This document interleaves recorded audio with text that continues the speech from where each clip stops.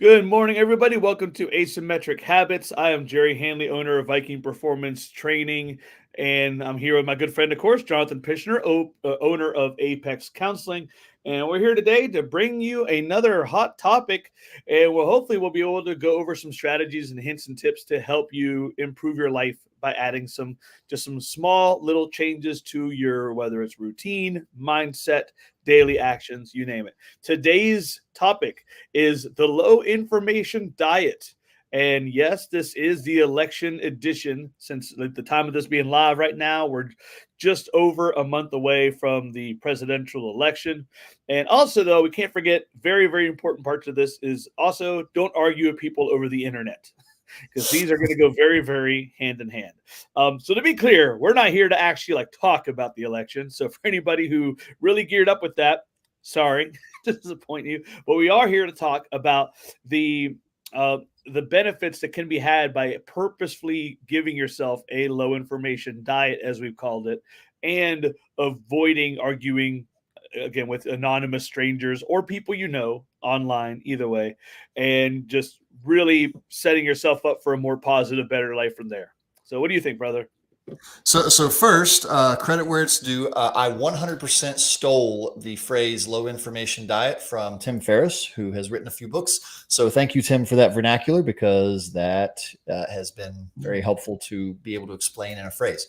Um, yeah, today is going to be tricky to like really capture how people are going to use this because you have to gain certain information to be able to make informed choices about stuff in your life, including if you decide to vote.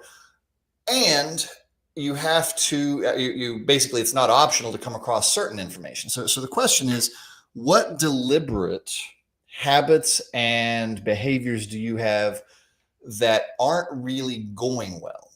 Because one of the things, whenever I ask people, why are you spending your time consuming this information?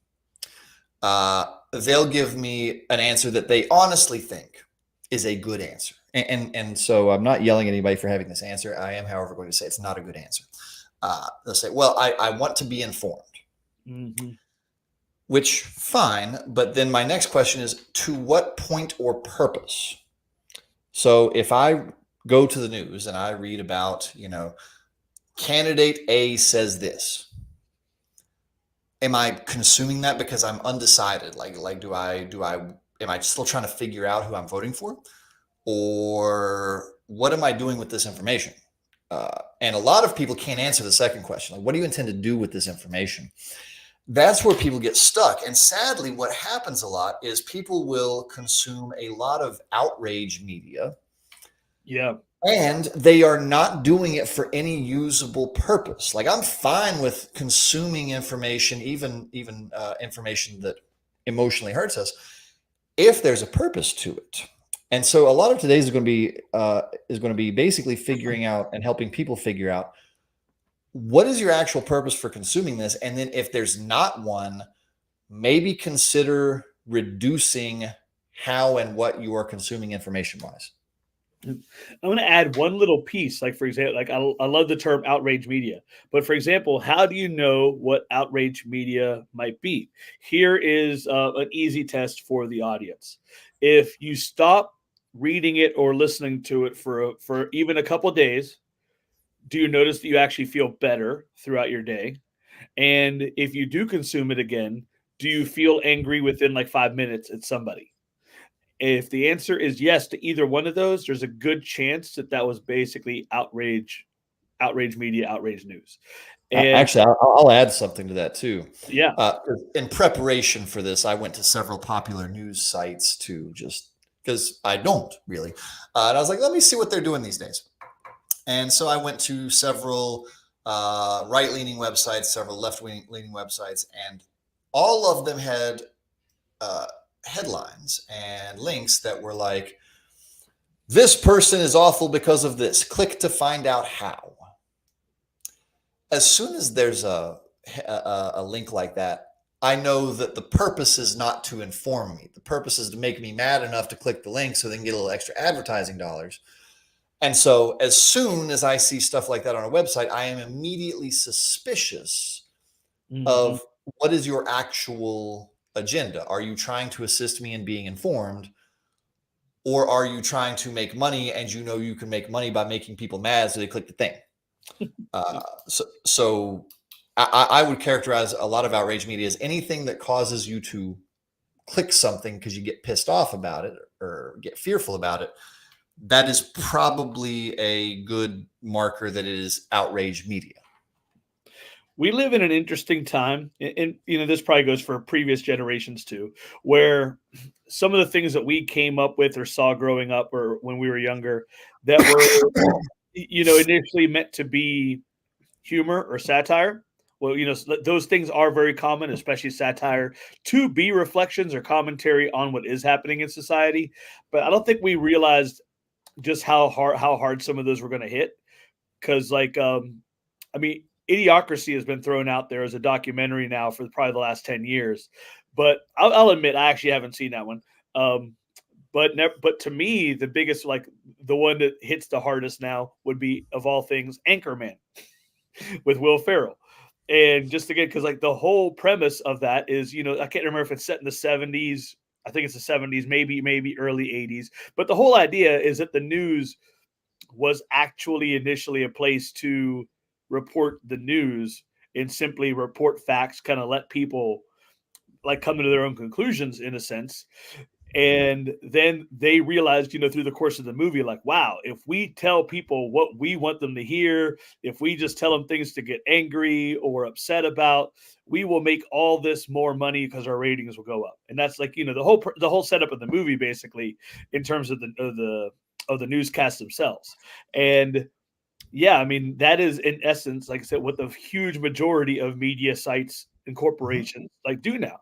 Like you said, like they're because like again, like the people love to defend whatever side of a belief they're on, but should news things have a quote unquote side? Should they have a lean?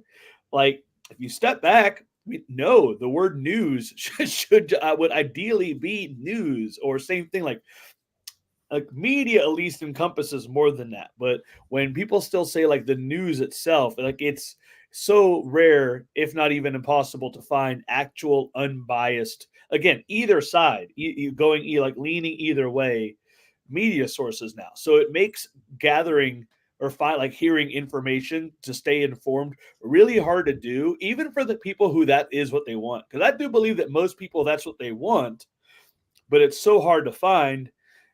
And then they start just sliding down the tunnel that's in essence closer to their initial beliefs or interests. Yeah. The algorithm echo chamber becomes very easy to get sucked into. Exactly. So okay. So what are some of the benefits of basically trying to stay away from just being bombarded with quote unquote information? All right. So let's. You've heard me talk about this a dozen times by now. The brain is an information processor. The trouble with our information processor is that we believe it has infinite capability, and in fact, it does not. Our brain has not been significantly updated from caveman times, which means our brain is optimized to process up to about 150 relationships, and it's optimized to process certain large problems. Where am I going to get enough food for today? And that guy coughed. Is that are we at risk? Mm-hmm. We're not optimized to be able to understand the immense number of extremely complicated socioeconomic problems that we are exposed to. Now, that doesn't mean we shouldn't pay attention to them, but it means we should be selective. Let's pick one that there's going to be at least one person picking on watching this that feels attacked and picked on, but that's not my intention. Let's pick one socioeconomic problem that is hard to understand: the economy. Mm-hmm. Now, one of the things that lets me know how hard the economy is to understand is because the higher up level of experts you talk to about it, the more they admit they don't know a damn thing about how to make the economy do this thing or that thing. They have ideas, but they're like, yeah, this happened, and now I don't know what's going to happen. Everybody who is not an expert in that thinks they know something. The higher up level of expert you go, the more you see, like, they just freely admit, like, I'm not sure what will happen. Now, take that one thing that we like to think we know a lot about, and then add global politics and taxes and medical care, both for ourselves and others, and add constitutional rights and add God. I mean, just whatever comes up in the news. Many of them are complicated global socioeconomic problems. And it's hard enough for us to have any deep understanding of one of them. And many of us, by over consuming all of this information, are trying to have a deep understanding of all of them. That is so far outside of the capabilities of the human brain that it's bonkers to even try. But because we have this myth that we should stay informed, whatever that means, a lot of people will try. And a lot of people will accidentally believe that they know more than they do. And that's not to like yell at those people. A lot of people are not taught to evaluate how to know how much they know, which is an unwieldy sentence. Sorry for that. No, I mean, everything you just said is very, very valid to this. And I really like the focus on the human brain, except not being equipped to handle basically any information or systems that are this large. Because, yeah, like, there are eight, like you said, like these are typically global factors for some of these biggest issues. And so you're talking about spanning thousands of miles, several countries, other parts of the world, entirely different cultures, and billions of people, when the human brain was evolved to be in like a small little town or tribe and be worried about ourselves, our family, and maybe a few close friends. Like that, like that's a lot of different tactics and strategies that the brain has to deal with in different ways. And yeah, there was a wonderful post that captured it so nicely in a sound bite, and I kind of like sound bites because they're easier to remember. And I won't try and requote the entire damn post, but I'll capture the idea because the title of it was "There's laundry to do and a genocide to stop." And what the whole shtick of it was outlining the difficulty of, like, we have our personal problems to deal with, we have our small community problems to deal with, and many of us are also trying to cope with and or deal with and or impact gigantic problems that we might not even have any proper ability to impact, and yet many of us are trying in our very ineffective ways. And just basically how cumbersome and burdening that is to a human brain was the whole shtick of it. Yep. I thought that title captured it so nicely, but just simply because that's literally what a lot of people feel like, but then they don't know how to escape that cycle. I feel like that's a very golden age of journalism title too. That was good. That soundbite. Yeah, I guess it kind of is, isn't it? So it kind of has like a Vonnegut style sound or something like that. So okay, so let me posit to you this question, so you have to think about it. So using the economy as the example again, like super huge variables and causes. Like I said, A, I'm not an expert. B, I'm going to do my best to pretend I'm an expert, but who on at least calling out stuff. So, but with that, tons of factors. There's money printing. There is corporations making decisions on supply and demand and pricing. There is money availability. There are global shipping issues and costs and changes in taxes. There is like growing interest on debt. There is massive amounts of foreign aid. Like just that right there, for example. Like I'll just stop at that point. Yeah, that's a good caption. And nevertheless, what a lot of people will do, at least the ones who are visibly speaking about it online, again, that's part of this too. The ones who are visibly speaking about it, whether it's individuals speaking about it, trying to post their opinion or arguing, or bigger ones working for media organizations or whatever it is, they will typically focus on, like, they choose the ones that best fit what they want to happen next, or the opposition that they want, and they're like, this is because of this. Like people talking about, like, normal everyday townsfolk, talking about prices going high and inflation rising. Well, might be saying, like, we're not talking enough about corporate greed and, like, all the record profits that they're getting here. The same group of people may not happen to decide to mention any of the other factors, like maybe foreign aid, money printing, etc. They decide to focus on one thing, like corporate greed. Like I said, that's just one example. Any combination of that works, because for everybody doing that, you have just as many people focusing on, we need to stop giving money, like giving this much foreign aid. This is increasing, like an increasing problem on our national interest and national debt. So we can have more money to solve this. So a lot of people tend to choose that picture, like that snapshot of the picture that they want to argue for, and then that's the one they focus on. So as somebody who's really just trying to live their best life and stay informed, but more importantly, just simply live their best life, what is a good way to basically either navigate through all the biased bullshit or tell the difference? Well, actually, I wouldn't even start there. If I'm going to take in a bunch of information like that, my first step is asking, what is my purpose in taking all of that in? Yes, awesome. So, for example, a thing I personally do, I do try to vote with my dollars. So, like, if there's a corporation who's doing a bunch of stuff I don't like, I do try not to purchase things from them very often. So, like, if I'm going to read stuff about them, oh, okay, this place is doing things I don't like. Let me dramatically reduce the amount of dollars I give them through my purchasing. Then maybe I'll read about that kind of stuff. But if I can't identify an action step, or some other practical use of, like, me taking all of this in, then my question becomes, why would I do that in the first place?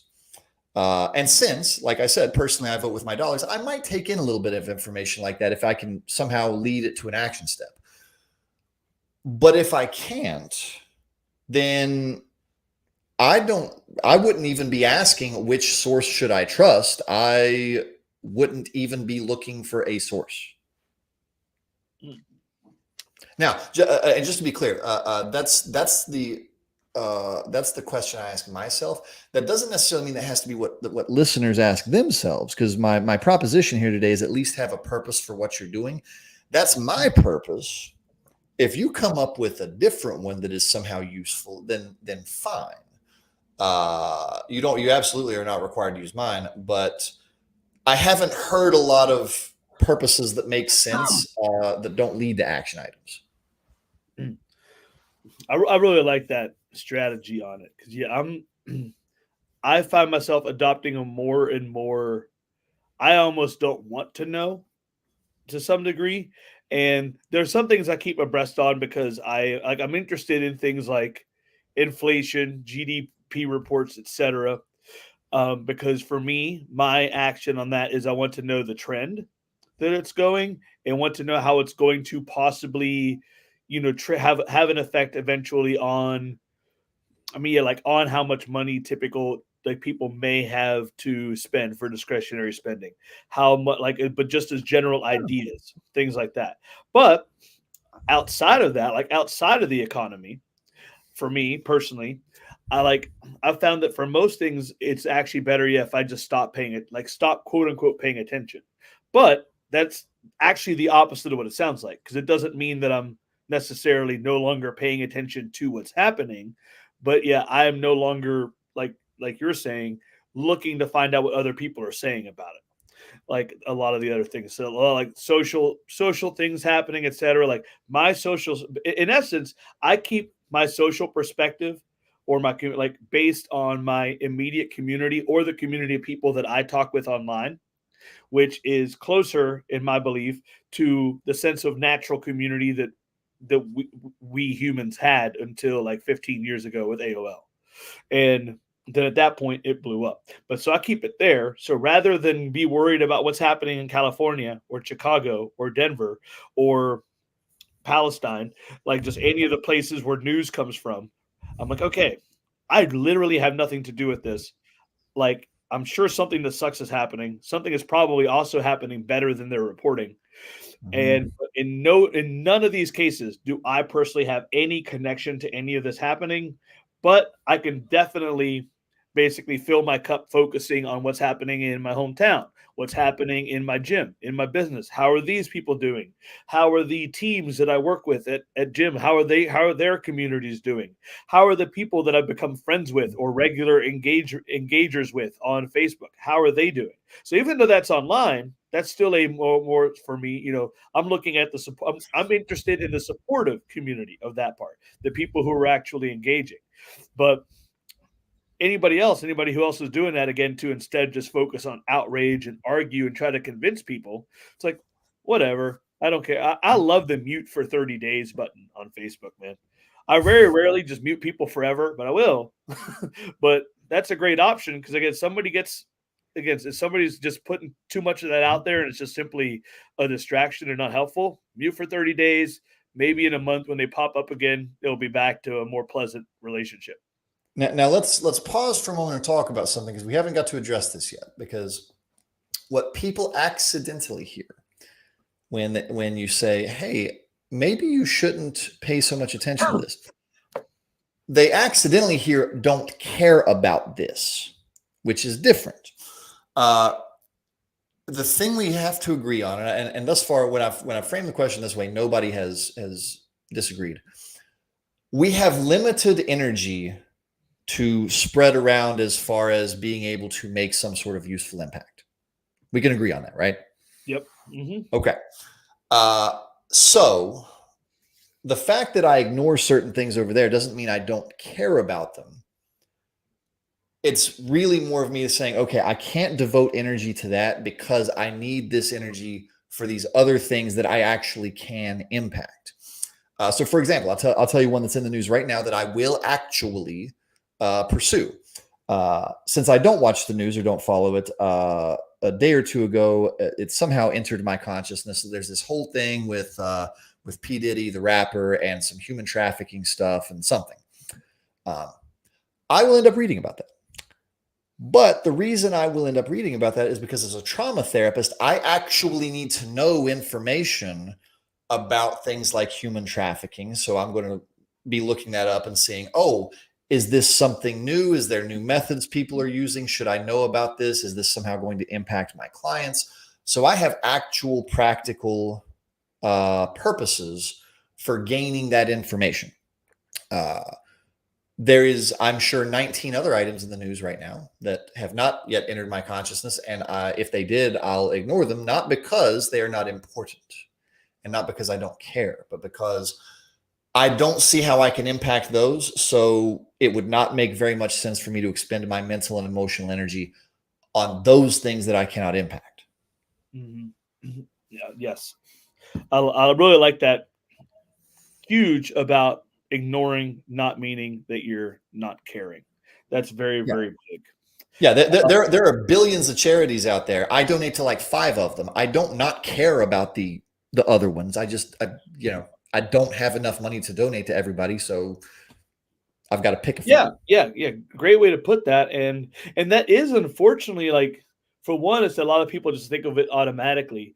But there are unfortunately some people will get either they themselves will get like a temptation or they will be subject to other people's who will hear something like that and they will indeed feel like they have to argue with you against it. It's like I'm so glad you brought up the argument because I was just thinking we got to get to that. yeah, because it's like this is almost like a meme, but it's a meme based in real life. Like it's like me saying like I love coffee. I didn't have coffee this morning, and that makes me sad.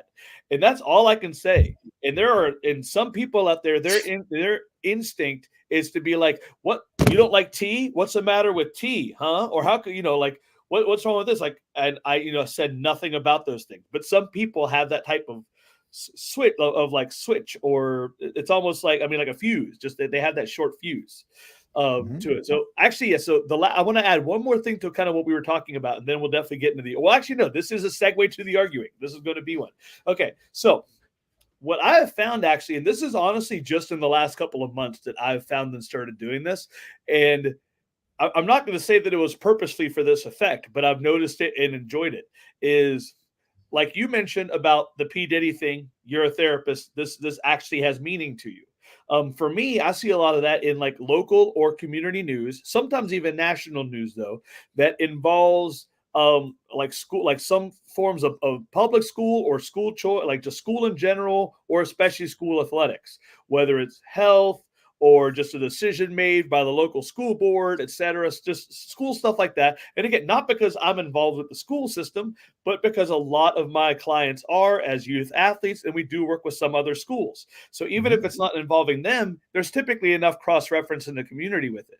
So a lot of times when I see like a news piece or an article written covering something like that, I will I'll share it, I'll post it, and maybe put an opinion, but it's not a particularly like to me polar. It's not even like a polarizing opinion.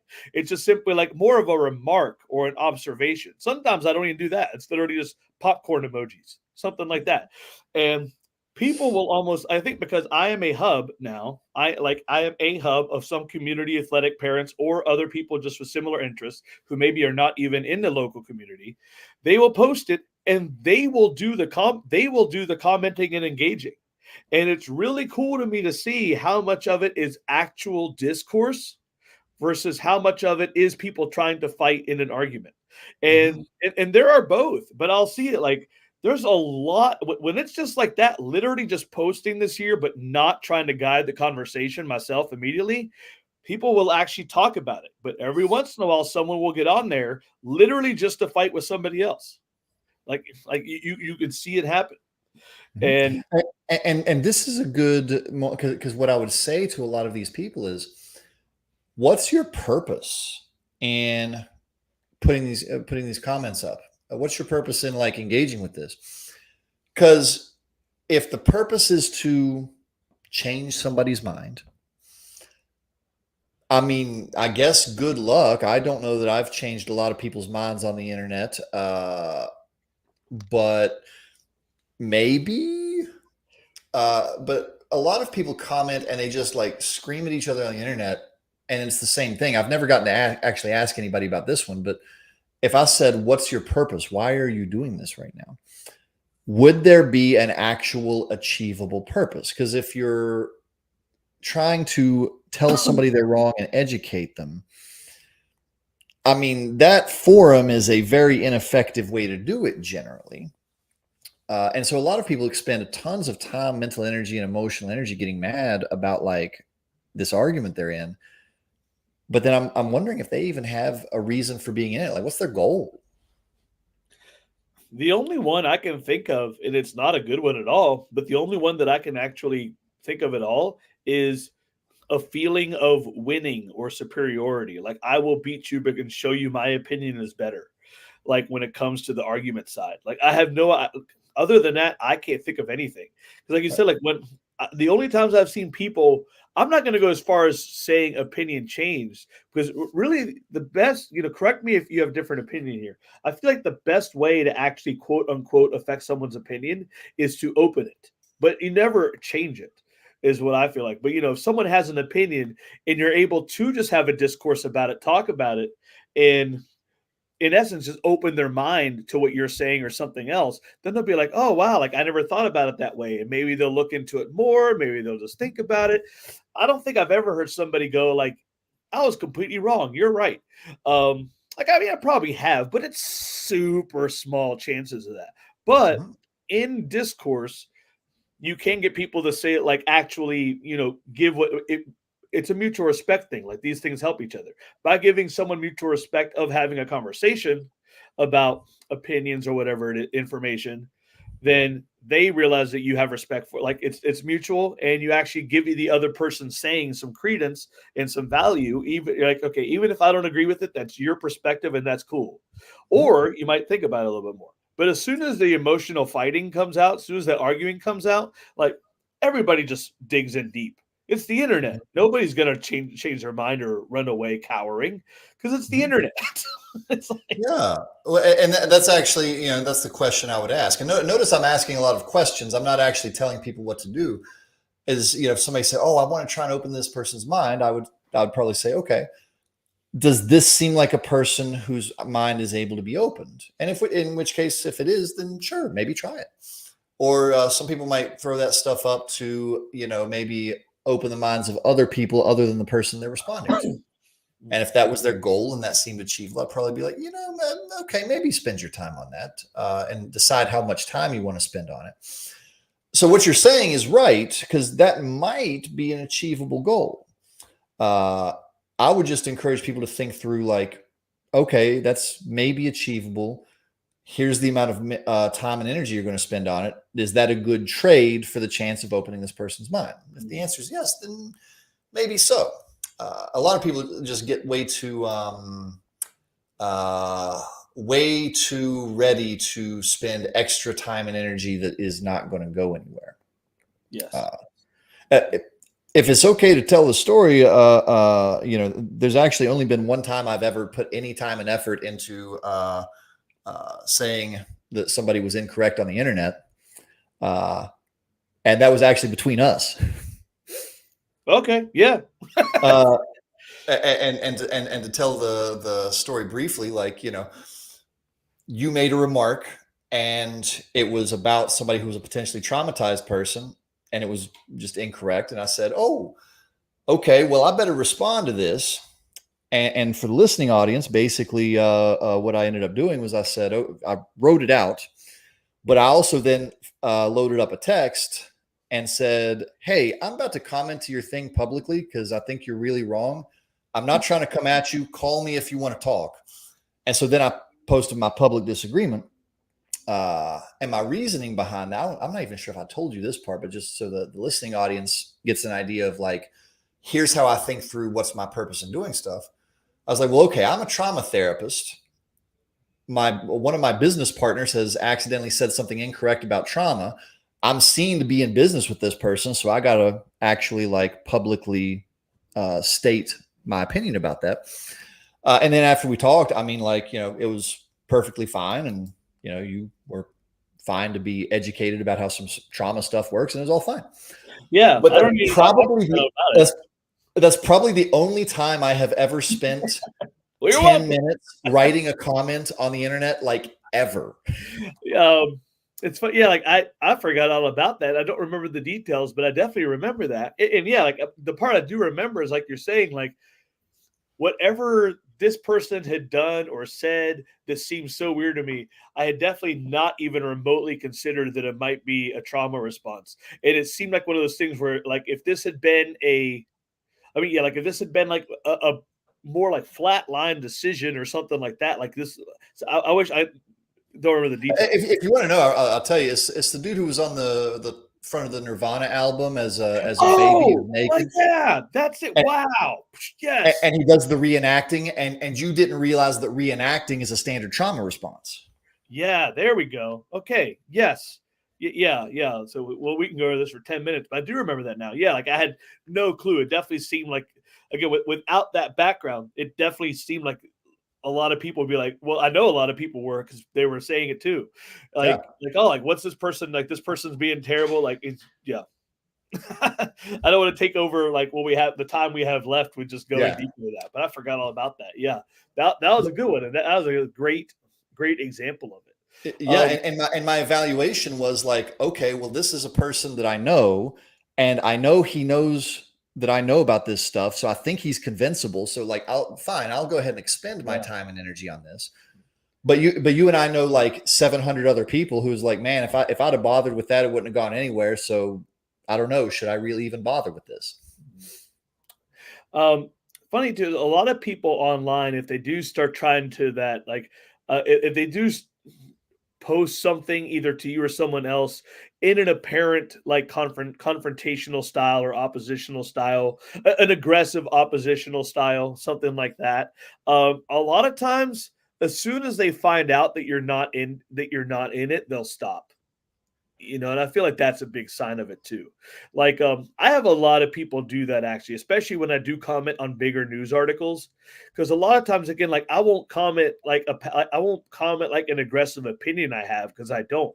I'll just again like make a statement or something like that about one piece of it, and almost every time, somebody will okay, so here's an example from just like last week, and it was about the trash at the left in the parking lot after football games. And Mm. the article was just simply about how much trash there is, and like, but it gets cleaned up and stuff like that, but it was a picture of it. And people are talking about littering, etc. The comment that I wrote was not actually an opinion, but it was like, it was a Benjamin Hardy saying that, or Dan Kennedy, I mean, but if you have enough money to solve the problem, you don't have a problem. That was what I wrote. And what I meant was I was just simply saying, like, WVU can pay for this. They can pay for it to get cleaned up. That's why they don't care if the people actually there don't pick it up, because they're going to pay for it to get it cleaned up afterwards anyway. I'm glad you said that because if you'd just left that hanging, I would have gotten a completely different No, message from that comment. exactly. So that's what I meant, was like, this is not a problem because it is cleaned up by the organization doing it afterwards. Basically saying, people, you guys don't have to worry about it, or we don't believe you guys are going to worry about it, so we're going to take care of it. And like three people were like, oh, like like, oh, you must like have all this money so you don't come, let me come to your lawn and litter in your lawn. Somebody actually said that, and I wrote back, I was like, dude, I didn't say I condone this behavior. Like, I was like, I didn't say that at all. I'm just saying that WVU is going to pay for the cleanup, so they don't care. And like, I checked like 20 minutes later, their comment was gone. It was like something like that. It was like, oh, okay. But again, it's like, so that's another part, is sometimes you only see that fraction of what somebody actually typed out. Mm-hmm. So, yeah. So depending on just what you might be thinking and what you might be feeling, you might take something completely outside of the context that it was supposed to be delivered in. Yeah. So there's just so many ways. And likewise, they might be doing that to you. So Mm-hmm. don't try not to get too personal if somebody seems to come at you in a really weird way based on a post you made or something you said on social media. So I know you only have a few more minutes, brother. You want to go ahead and give people like some wrap up advice here? Yeah, because really the thing that happens every couple of Novembers is people are just exhausted by all the election stuff, and part of it is unavoidable.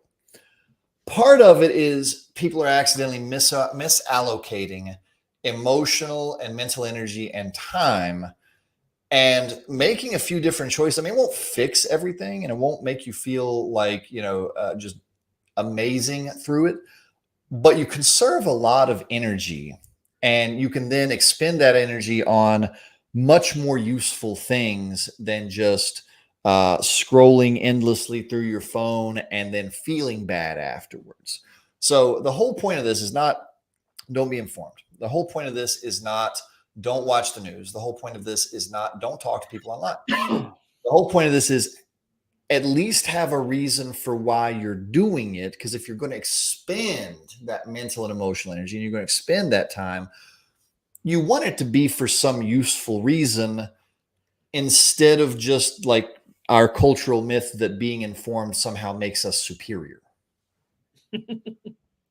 That's a great finish, brother. Right there. I mean, yeah. I really hope this helps everybody out. I like, this is a good topic. So this is such like one of these broad topics, but that really can really talk about experiences everybody has. Like I said, it's impossible to escape some of this, whether it is through more traditional media or online social media. There's a lot of generational gap in this too, but all generations experience it, I feel like. So, I mean, this is something that can definitely go deep and go on forever, but it's also, it can be applied to almost everything. So it's in a nutshell, guys, just if something is really bothering you or amps you up, gets you angry, just try to see if you can live without it. It's like one of the biggest things I can say, or at least take some time off from it. And like you said though, it's in the real time frame right now. Tension is really going to get heightened with the election. It's very, very common. It's a lot of name calling now. It's a lot of anger. It's a lot of this person's stupid. Vote for me instead. So chances of opinions changing are really low. So just put your head down, focus on your life and those around you.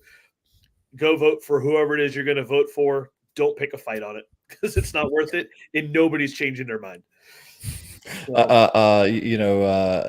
I sincerely wish that people could follow easily the advice of Bill and Ted. Be excellent to each other.